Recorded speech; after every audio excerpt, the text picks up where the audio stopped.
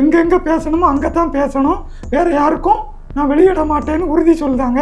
ஆனால் தன்னுடைய அரசியல் ஆலோசகருக்கு அதை முன்கூட்டியே சொல்லியிருந்தாங்க. அது அவருடைய நம்மளுடைய வரி பணத்தில் சம்பளமாக பெறுகிறார், அரசாங்க ஊதியம் பெறுகிறார். அப்படி இருக்க ஏன் இதுல வெளிப்படைத்தன்மை இல்லை? நம்ம தமிழக அரசின் செயல் திட்டங்களை எல்லாம் முன்கூட்டியே ஆந்திர அரசுக்கு சொல்லியிருந்தாங்க அப்படின்னு ஒரு குற்றச்சாட்டு இருக்கு. இது பொதுவாக இந்த ஆட்சியில பல மரபுகள் மீறப்படுகின்றன. ஒரு புது கட்சியில் சேரக்கூடியவர் கோட்டையிலே வந்து சேர்ந்துக்கிட்டுதாரு. அப்படி இதுவரைக்கும் எந்த காலமும் நடந்ததில்லை, எந்த கட்சியிலையும் அப்படி சேர்ந்ததில்லை. இங்கே கோட்டையிலே சந்திச்சு தவக்கவில் இணைகிறாங்க. அப்படியெல்லாம் கூத்துக்கள் நடக்குது. இப்போ சொல்லப்போனால் கர்நாடகா நமக்கு தண்ணி தரல, அந்த மாநிலத்தை சேர்ந்தவரை வைத்தா அந்த காவிரி உரிமையில் எப்படி நல்ல தீர்வு எட்ட முடியும்? உரிமையை எப்படி கேட்டு பெற முடியும்? உரிமையை பறிகொடுக்கத்தான் வேண்டியிருக்கும். அதில் அதிமுக இப்போ கலைஞ்சு போயிருக்காங்க சார். எடப்பாடி யாராவது எப்படிகாலம் போனால் போட்டோம், எதுகாலம் போட்டோம், அவர் ஆயா இருக்கிறாரு. அவர் எந்த இது இல்லை, எல்லாம் அங்கேருந்து தானே சார் வராங்க. போகிற போக்க பார்த்தா மக்களை இவர்கள் காப்பாற்றுவார்களா, தன்னுடைய கட்சியை காப்பாற்றுறதுக்கே காலம் முழுவதும் செலவழிப்பாங்களோன்னு ஒரு பயமாக தான் இருக்கு.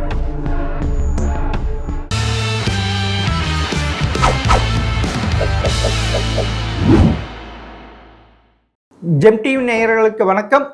மூத்த பத்திரிகையாளர் பச்சைமால் கண்ணன் அவர் சந்திப்பவர். சார் வணக்கம் சார். வணக்கம் ஐயா. சார் என்ன சார், விஜய் அவர்கள் முதல்வராக பதவி ஏற்கும்போது நான் மட்டும்தான் பவர் சென்டர்னர். ஆனால் இப்போ இருக்கிற நிலைமை பார்த்தா அதேமாரி தெரியலையே சார்.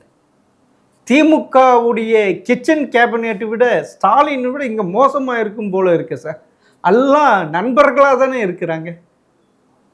ஜான் ஆரோக்கியசாமி அவர் ஒரு தேர்தல் வகுப்பாளர், வெற்றி பெறதுக்கு இது இருந்தார்.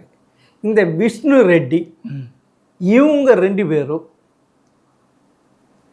விஜய்க்கு அரசியல் ஆலோசகர்ன்ட்டு பதவியில் அமைச்சிருக்காங்க. ஆனால் இது வரைக்கும் ஜீவோ வந்ததில்லை. ஆனால் நியமிச்சிருக்காங்க. இது எப்படி சார் பார்க்குறீங்க? இவங்க யார்? ஆமாம், அது வெளிப்படையாகவே நியமிச்சிடலாம். இப்படி மறைமுகமாக வச்சுக்கிட்டு இருக்கிறது அவர் எடுத்துக்கொண்ட அந்த ரகசிய காப்பு உறுதிமொழிக்கு நேர் எதிரானது. அந்த அரசின் செயல் திட்டங்களை எல்லாம் எங்கெங்கே பேசணுமோ அங்கே தான் பேசணும், வேறு யாருக்கும் நான் வெளியிட மாட்டேன்னு உறுதி சொல்லிட்டாங்க. ஆனால் தன்னுடைய அரசியல் ஆலோசகருக்கு அதை முன்கூட்டியே சொல்லியிருந்தாங்க. ஒருவேளை ரைட்டு சார், அவருடைய பர்சனலாக இருந்தால் பரவாயில்ல. அது அவருடைய நம்மளுடைய வரி பணத்தில் சம்பளமாக பெறுகிறார், அரசாங்க ஊதியம் பெறுகிறார். அப்படி இருக்க ஏன் இதில் வெளிப்படைத்தன்மை இல்லை? சொல்லுங்க பார்க்கலாம். நம்மளுடைய பைசா தானே சார். யாரும் உனக்கு யாருன்னா வச்சுக்கோ, நீங்கள் உங்களுக்கு வச்சுக்கலாம். நீங்கள் அரசியல் ஆலோசகர், உதவியாளர், ஒரு முதல்வர் விரும்பினால் வைத்துக்கொள். ஆனால் வெளிப்படைத்தன்மை இல்லையே. அவர்களுக்கு ஊதியம் கொடுக்க போது யாருடைய மணி? இதில் வேறு அந்த நீங்கள் சொல்லக்கூடிய அவர்களை எல்லாம் ஆந்திர அரசுக்கு உளவு சொல்கிறார்கள் என்று எதிர்க்கட்சி குற்றம் சாட்டுகிறது. ஆமாம் சார், குற்றச்சாட்டு வருது. நம்ம தமிழக அரசின் செயல் திட்டங்களை எல்லாம் முன்கூட்டியே ஆந்திர அரசுக்கு சொல்லியிருந்தாங்க அப்படின்னு ஒரு குற்றச்சாட்டு இருக்கு. அது இருக்கலாம் சார். அப்போ இது ரகசிய காப்பு மீறிய செயலாகும். ஆமாம் சரி சார். ஒரு கேபினெட் அமைச்சரவை கூடுது. அப்படி இருக்க அங்கே கேபினெட் அமைச்சர்கள் மட்டும்தானே டிஸ்கஸ் பண்ணோம். அதுக்குள்ள இந்த ஜான் ஆரோக்கியசாமியும் விஷ்ணு ரெட்டியும் எப்படி உள்ள அமர வைக்கலாம்? அதுக்கு முதல்வருக்கு கூட பவர் கிடையாது சார். அவருடைய பர்சனல் இது அரசாங்க அப்படி இருக்கு. இது எப்படி சார்? இது பொதுவாக இந்த ஆட்சியில பல மரபுகள் மீறப்படுகின்றன. ஒரு புது கட்சியில் சேரக்கூடியவர் கோட்டையிலே வந்து சேர்ந்துக்கிட்டுதாரு. அப்படி இதுவரைக்கும் எந்த காலமும் நடந்ததில்லை, எந்த கட்சியிலையும் அப்படி சேர்ந்ததில்லை. இங்கே கோட்டையிலே சந்திச்சு தவக்கவில் இணைகிறாங்க. அப்படியெல்லாம் கூத்துக்கள் நடக்குது சார். உன்னங்கிட்ட இந்த விஷ்ணு ரெட்டியும் சரி, ஜான் ஆரோக்கியசாமியும், அதாவது திரு விஜய் பின்னாடியே போகிறாங்க. அதாவது வால் பிடிச்சிட்டே போகிறாங்க. எது இருந்தாலும் அவங்கள கன்சல்ட் பண்ணிட்டு தான் விஜய் அவர்களையே பார்க்க முடியுமா? அப்படி ஒரு நிலைமை இருக்கு சார். அது பொதுவாக அரசியலில் வந்து எல்லாரும் ஆலோசகர்கள் முதன்மையானவர்கள் தான். ஆனால் ஆட்சியை பிடிச்ச பிறகு ஆலோசகர்களை தனக்கு கீழே தான் வைப்பாங்க. மீண்டும் அவரை சாமியாக கும்பிட்டுட்டு போகிறது வழக்கம் இல்லை. தமிழ்நாட்டில் அதுக்கு மாறாக இருக்குன்னு நினைக்கிறேன். தலைமை செயலகத்தில் அவங்க கிட்ட பர்மிஷன் வாங்கிட்டு தானே முதல்வரை போய் பார்க்க முடியும். அப்படி ஒரு நிலைமை மந்திரிகள் கூட அந்த நிலைமை தான் சார் இருக்கு. இது எப்படி சார் இது பழைய அதிமுக ஆட்சி காலத்தை நினைவுபடுத்துது. ஜெயலலிதா ஆட்சி காலத்துல. ஆனா அப்ப கூட அவங்க வந்து செல்வி ஜெயலலிதா தனக்கு விருப்பப்பட்ட சசிகலா கூட உட்கார வச்சிருக்கலாம் சார் பர்சனல் செக்ரட்டரியா. ஆனா வைக்கலையே, இவருடைய நண்பர்களை தான் வைக்கிறாரு. இது எப்படி சார்? சசிகலா செல்வி ஜெயலலிதா அது மாதிரி பண்ணலையே. அவர்களை பார்க்கணும்னா இவர்களை பார்த்து விட்டு தான் அப்படி நான் தலைமைச் செயலகத்தில் சொல்றேன். அவங்க சசிகலாவே தன்னுடைய பர்சனல் செக்ரட்டரி அரசாங்க ஊழியர் பெறுவதற்கு இது அமைச்சிருக்கலாமே அந்த இது பதவிக்கு. அதே மாதிரி செய்யலையே. இவர் வெளிப்படையா செய்யறாரு. யாரும் யாரும் எது கேட்கலாம், ஆனா கேட்க வேண்டிய. ஏன்னா நமது வரி பணத்தில் சம்பளம் கொடுக்குறாங்கல்ல. எதிர்கட்சி தான் கேட்கணும். எதெல்லாமோ கேட்குறாங்க. இதை கேட்டிருக்கலாம் எதிர்கட்சி தலைவர். அதுவும் உள்துறையிலிருந்து வருகின்ற ரிப்போர்ட் அவங்க தான் பார்க்கறாங்க. அது எப்படி சார்? அது எப்படி பார்க்க முடியும்? அது எல்லாம் மீறி போயிட்டு இருக்கு சார் திரு விஜய் ஆட்சியில. அது ரகசியம் இதுதானே. அதனால அந்த உளவுத்துறையை கொஞ்சம் அப்படியே அப்செட் ஆகிடுறாங்க. இது எப்படி சார் பாக்குறீங்க? இது அந்த உளவுத்துறை அறிக்கையை பார்த்த பிறகும் அது தொடர்பாக ஆலோசனை வாங்க அவங்க கிட்ட தான் போகணும்.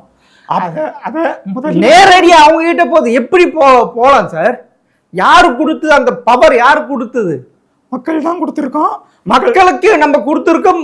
விஜய்க்கு விஜய் அவர் கொடுக்கறதுக்கு யாருக்கு பவர் அதிகம்? இதுதான் உள்துறை உடைய ரிப்போர்ட். அதுல எதுகாலம் இருக்கும் அவங்க பாக்குறதுக்கு யார் சார்? இது மக்கள் கொடுத்த அதிகாரத்தை தவறாக பயன்படுத்துதல் ஆகும். அப்படியா சொல்லணும்.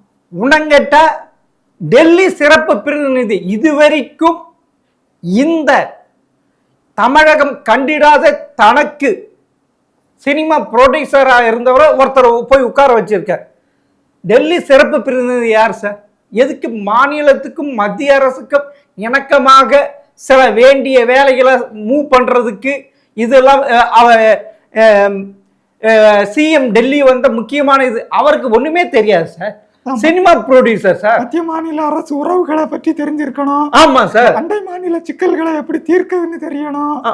அதெல்லாம் இல்லாம இப்ப சொல்ல போனா கர்நாடகம் நமக்கு தண்ணி தரல, அந்த மாநிலத்தை சேர்ந்தவரை வைத்தா அந்த காவிரி உரிமையில எப்படி நல்ல தீர்வு எட்ட முடியும்? உரிமையை எப்படி கேட்டு பெற முடியும்? உரிமையை பறிகொடுக்கத்தான் வேண்டி இருக்கும். அப்பனா தன் தலைக்கு தானே கொல்லி வச்சுக்கிற இவர கொலையில கொல்லி வச்சுக்கிட்டு சார் விஜய் தலை. அதனால நம்ம தானே பாதிக்கப்படுறோம். தமிழக விவசாயிகள், டெல்டா விவசாயிகள் பாதிக்கப்படுவாங்கல்ல.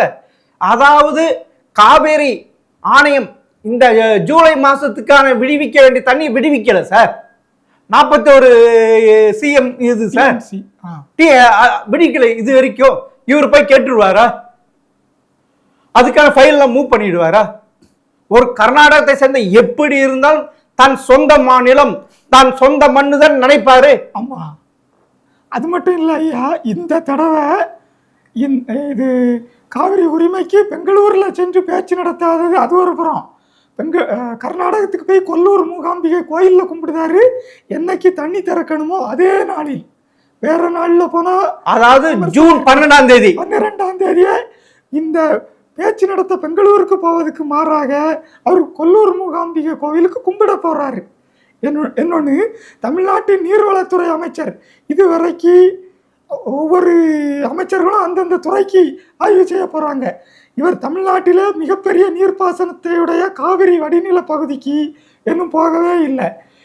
கல்லணைக்கு போகலை, முக்கொம்புக்கு போகலை, மேட்டூருக்கும் போகலை. தண்ணி வரலையேன்னு சொல்லி ஒகேனக்கலுக்கோ புலிக்குண்டுக்கோ போகலை. மாறாக அன்புமணி கூட போய் பார்த்துட்டு வர்றாரு. காவிரி வடிநிலம் முழுவதும் 4 நாள் பயணம் செய்து பயணம். ஆமா, அது அணை கட்டக்கூடாதுன்ட்டு. ஆனா இந்த அமைச்சர் அது பற்றி பேசவும் இல்லை, அந்த பகுதிக்கே போகவும் இல்லை. இப்படி ஒரு அதிசயத்தை இந்த ஆட்சியில தான் நாம பார்க்கறோம். ஆமா சார். இன்னொரு தனக்கு சினிமா மேனேஜர்னு அவருக்கும் ஒரு பதவி கொடுத்துருக்காரு சார். இது எப்படி சார்? அது கூட திரு விஜய் அவர்கள் பிறந்த நாளைக்கு அன்னைக்கு அவர் ட்விட்டர் போட்டதுனால நம்மளுக்கு தெரியும்.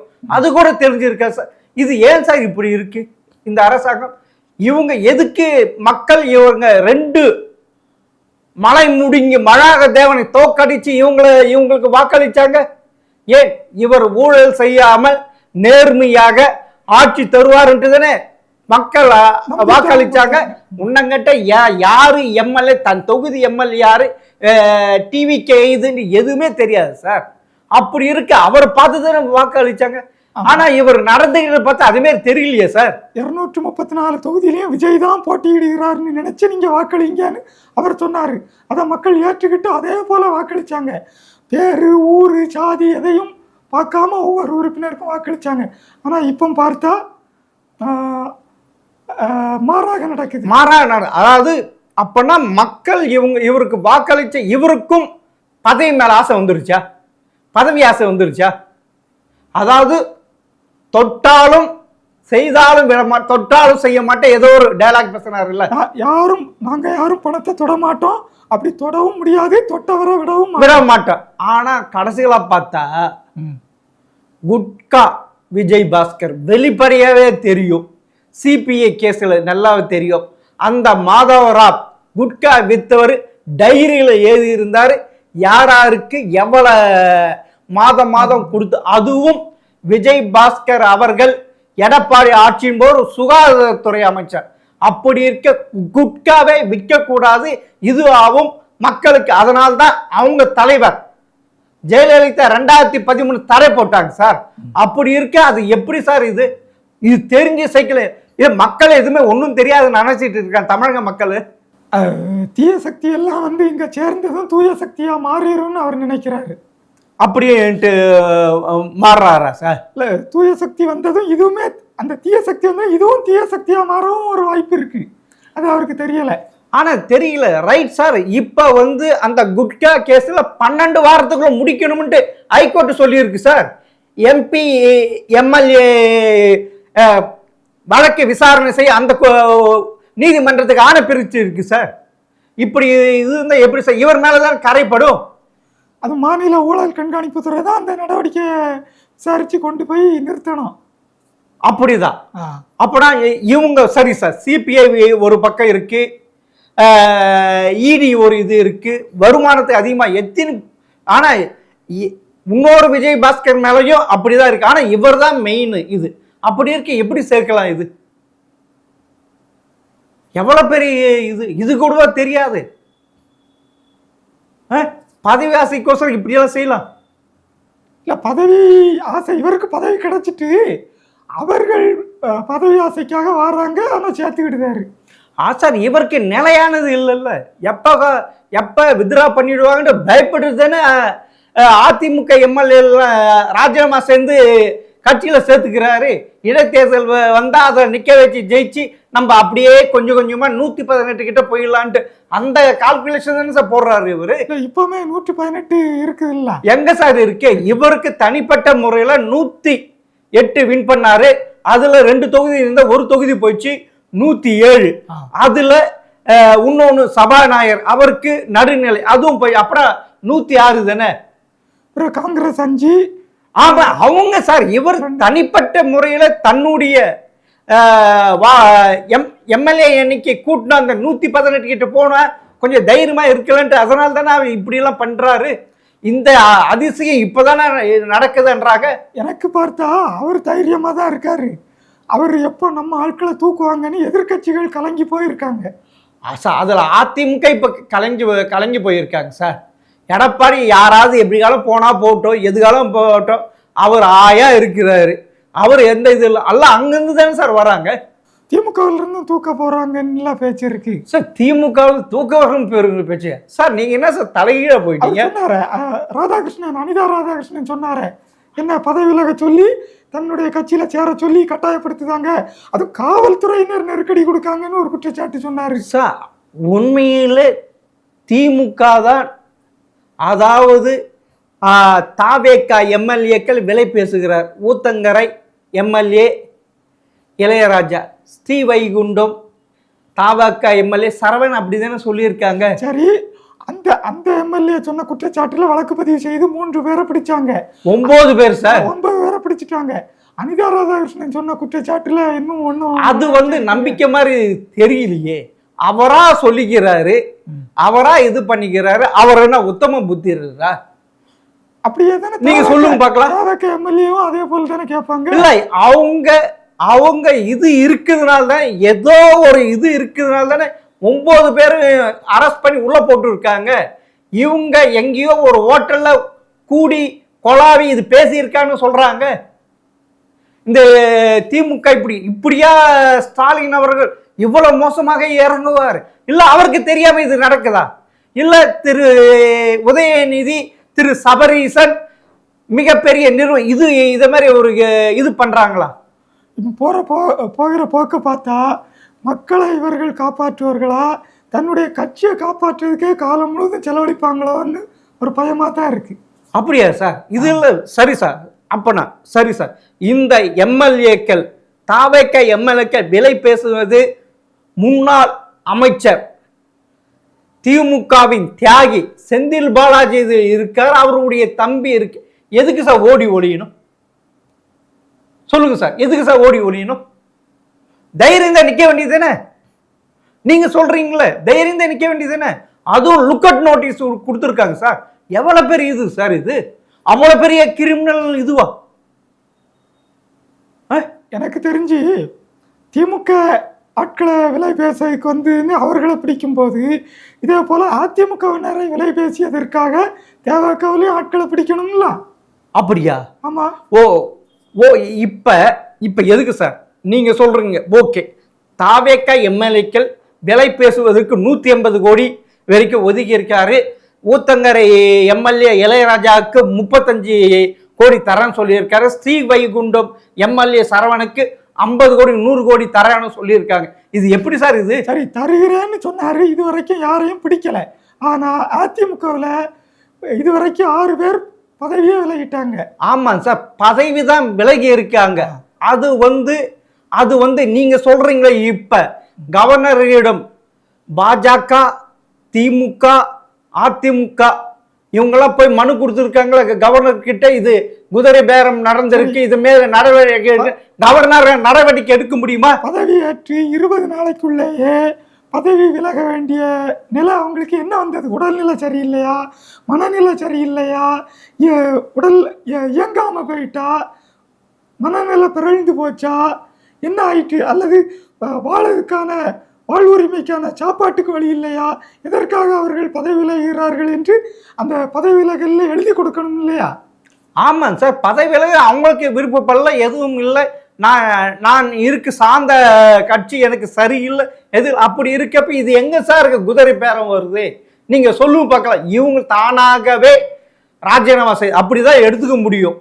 இது போயிட்டு எப்படி இது கோர்ட்ல போயிட்டு கேஸ் போட முடியும்? இதன் மீது ஆளுநர் நடவடிக்கை எடுக்க முடியும்? எந்த எவிடன்ஸ் இல்லையே சார். எவிடன்ஸ் இல்லாவிட்டாலும் அது மேல கீழே பதவி விலகலை கொடுத்துட்டு மேல போய் அவங்க கட்சியில சேர்றாங்க. அதுதான். ஆனா கோர்ட்டுக்கு போன எவிடன்ஸ் வேணும் சார். இருக்குதா? அப்படி கிடையாது. எவிடன்ஸ் இது அது மேல சேர்த்துக்கலாம். கீழே கோட்டை அது எவிடன்ஸ் கிடையாது. இல்ல, அது ஒரு தவறான நடைமுறை. அது தவறு. அங்க இது வரைக்கும் மரபு, அப்படி ஒரு மரபு இருந்தது. அதாவது கட்சி தலைமைச் செயலகத்திலே, ஆமா, கட்சியில தான், கட்சி அலுவலகத்துல தான் சேர முடியும். ஆனா இங்க இப்படி இது இருக்கே இல்ல. அப்படி இல்லை. இதுல எங்க ஆஸ்திரேலியா நடந்திருக்கு? இதுக்கு அதாவது 3இல் 2 பங்கு பேரு தான் ஆஸ்திரேலியா தப்பிக்க முடியும். அதுதான். ஆனா இங்க ரிசைன் பண்ணியிருக்காங்க. அப்பனா கோர்ட்டுக்கு போன நிக்கவே நிக்காது. இது குதிரை பேரமையில். அப்பனா 2006 கருணாநிதியுடைய 2009 2006 இருந்து 2011 வரைக்கும் ஆட்சி காலத்தில் மைனாரிட்டி ஆட்சி என்று சொன்ன ஜெயலலிதா அப்ப முதல் குதிரை பேரம் நடத்தினது திமுக தானே. கம்பம் தொகுதி ராமகிருஷ்ணன் அவரை ரிசைன் பண்ணிட்டு அதே தொகுதியை நிக்க வச்சு இடத்தில் ஜெயிக்க வச்சாங்கல்ல. இன்னைக்கு அனிதா ராதாகிருஷ்ணன் சொல்றாருல்ல, என்ன விலை பேசுனாங்க, நான் 50 கோடி கொடுக்குறோம் அப்படின்ட்டு. இவர் உத்தம புத்தர்னா இவரும் அதிமுக எம்எல்ஏ இருந்த பிறகுதானே அதை ரிசைன் பண்ணி திருப்பும் திருச்செந்தூர் தொகுதியில் நின்று வெற்றி பெற்ற இந்த குதிரை பேரத்தை அரங்கேற்று திமுக தானே சார்? ஆமா, அப்போ எல்லா கட்சியுமே குற்றவாளிகள் தான். ஆனா இவர்கள் நீதிமன்றத்தில் தப்பிக்கலாம், மக்கள் நீதிமன்றத்தில் தப்ப முடியாது. அவர்கள் இந்த இடைத்தேர்தலில் இல்லாவிட்டாலும் அடுத்த பொது தேர்தலையாவது மக்கள் இதற்கான தண்டனையை கொடுத்தே ஆவார்கள். சரி சார், இப்ப திரு ஸ்டாலின் அவர்கள் இந்த விஜய் ஆட்சியை ஏன் ஏற்றுக்கொள்ள முடியல? அவருக்கு ஏன் இவ்வளவு தினந்தோறும் குடைச்சல் கொடுத்திருக்கார்? இவர் ஆட்சி அமைப்பு ஒரு முன்னையே திமுகவும் அதிமுகவும் இணைஞ்சி ஆட்சி அமைக்க பார்த்தாங்க, அது முடியலன்னு அடுத்தது திருமாவ முதலமைச்சருக்கு வெளியில இருந்து இது பண்ண அதுவும் கூட அதுவும் ஃபெயிலியர் ஆச்சு. இப்ப தாவேக்க எம்எல்ஏக்க விலை பேசுறாங்க. எதுக்கு சார் இது? இது அசிங்கம் இல்லை. 6 மாசம் போட்டோம், என்ன பண்றாங்க ஏது பண்ணாம போட்டு போடலாம் சொல்லுங்க பாருங்க சார். எப்படி ஆளுங்கட்சி தன்னை வலுப்படுத்தி கொள்ள பார்க்குதோ அதே போல எதிர்கட்சிக்கு வெற்றி ஆட்சியினுடைய அவலங்களை சுட்டி காட்டுவதும், வாய்ப்பு கிடைச்சா ஆட்சியை கவிழ்த்து தான் ஆட்சியை பிடிக்கிறதும். அதுதானே சொல்லிட்டு இருக்காரு. ஆட்சியை பிடிப்பதற்கு முடியாது, கவிழ்த்தாவது பார்ப்போம்னு நினைக்கிறாங்க. கவிச்சா இது சார், இது இப்படியா சார்? இது கவிச்ச இதுன்ட்டு இப்பயே இது போயிடுச்சு. இன்னும் 6 மாசம் இருந்துட்டு அவங்க மேல இது பண்ணிட்டு போயிட்டு இருக்கலாம்ல. எப்ப பார்த்தாலும் இன்னும் 3 மாசம்தான், இன்னும் 6 மாசம்தான், இன்னும் 3 வாரம் தான், நாங்க இது இப்படிதானே பேசிக்கிட்டு இருக்காங்க. யாரு? திமுக தலைவரும் சரி, திமுக எதிர்கட்சி தலைவரான உதயநிதி தானே சார் பேசுறாங்க மேடைக்கு. ஆட்சியின் தவறுகளை சுட்டி காட்டுவதற்கு 6 மாதம் எல்லாம் காத்திருக்க வேண்டியதில்லை.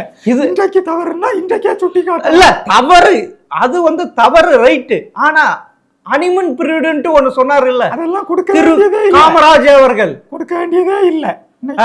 தப்புன்னா தப்பு தான், முத நாளே தப்பு செஞ்சாலும் தப்பு தான். 6 மாதம் தப்பு செஞ்சுக்கிட்டுன்னு யாரும் விட்டு வைக்க கூடாது. அதே ஒரு தவறான அணுகுமுறை. உன்னங்கட்ட இப்பொழுது வருகின்ற ரிப்போர்ட் பார்த்தா, அதாவது அரசாங்க அதிகாரிகள் விஜய் ஆட்சிக்கு ஒத்துழைப்பு கொடுக்கலன்னு சொல்றாங்க சார். இந்த ஆட்சி நிலைப்பாடுகள்ல இது எப்படி சார் இது? அப்பனா என்ன சார் இது ஆகும்? ஒத்துழைக்க வைக்கணும், அதுதான் நிர்வாக திறமை, ஆளுமை திறமை, அதுதான். அப்பனா இந்த ஆட்சியை திரு ஸ்டாலின் அவர்கள் 3 படம் எடுத்துட்டு விட்டார். இப்ப தெரிஞ்சு போச்சு, செந்தில் பாலாஜி அரெஸ்ட் பண்ண போறாங்க, இது பண்ண போறாங்க, சமன் ஆரம்பிச்சு இதெல்லாம் என்ன சார் இது? அலங்கோலமா இருக்கு. தமிழக அரசியல் இப்படி ஒரு புதுமை பார்த்துருக்கீங்களா? அரசியலில் இந்த தடவை நிறையாவே புதுமை நடந்துட்டு, 2 கட்சிகளும் ஒழிஞ்சு 3வது கட்சி வந்தது ஒரு புதுமை, அந்த கட்சி பதவிக்கு வந்தது ஒரு புதுமை, அது எதிர்கட்சிகளை உண்டு இல்லைன்னு ஆக்குவது ஒரு புதுமை. நிறையா புதுமைகள் நடந்துக்கிட்டு தான் இருக்கு. அப்போன்னா பார்ப்போம் சார். இவருடைய திரு விஜயுடைய ஆட்சியின் ஆயுள் ஸ்டாலின் கையில் இருக்கிறதா, இல்லை அவருடைய கூட்டணி கட்சிகள் இருக்குதா, இல்லை தன்னுடைய விஜயுடைய எம்எல்ஏக்களின் கைகள் இருக்கிறதா? பொறுத்து பார்ப்போம். மிக்க நன்றி சார். வணக்கம்.